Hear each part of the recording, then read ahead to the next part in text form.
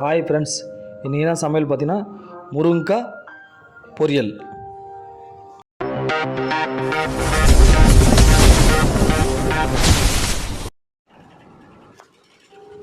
Friends, முருங்கைக்காய் நல்லா cut பண்ணிக்கலாம்.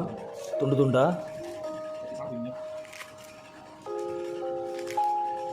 சின்ன சின்ன துண்டாக கட் பண்ணிக்கோங்க. ஒரு முருங்கைக்காய் போதும். முருங்கைக்காய் ரெண்டாக பாதி ஆக்குவோம்.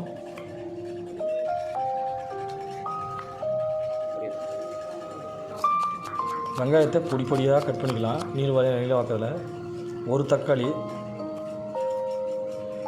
அதை நீளவாக்கில் கட் பண்ணிக்கலாம்.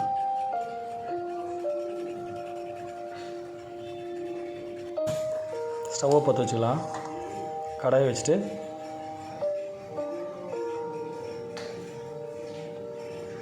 எண்ணெய் ஒரு 50 கிராம் சேர்த்துக்கலாம். கடுகு,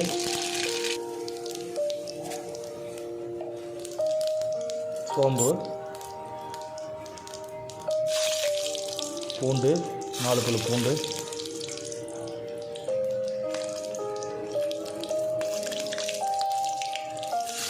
வெங்காயம்,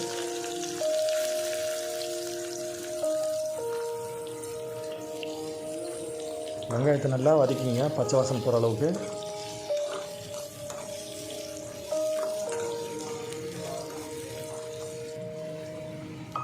வெங்காயம் பொன்னூரில் ஆயிடுச்சு. இப்போது தக்காளி சேர்க்கணும். நம்ம தக்காளி சேர்த்த பிறகு நல்லா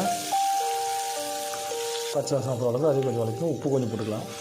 நல்லா வதங்கி ரெடிட்டாக இப்போ முருங்கைக்காய் சேர்த்துக்குவோம். நல்லா இங்கிட்டு பெரட்டு அவங்ககிட்ட பெரட்டி நல்லா பெரட்டி விட்டுங்க. முருங்கைக்காய் நல்லா வேகணும். அந்த ஆவிலே வந்துடும் முருங்கைக்காய் ஃபஸ்ட்டு.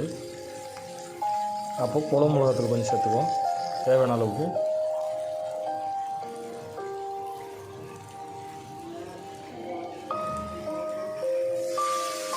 தண்ணி தேவையான அளவுக்கு சேர்த்துக்குவோம்.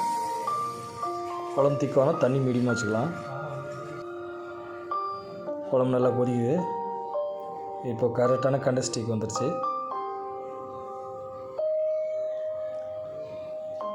குழம்பு கரெக்டான பக்குவத்தில் வந்துடுச்சு.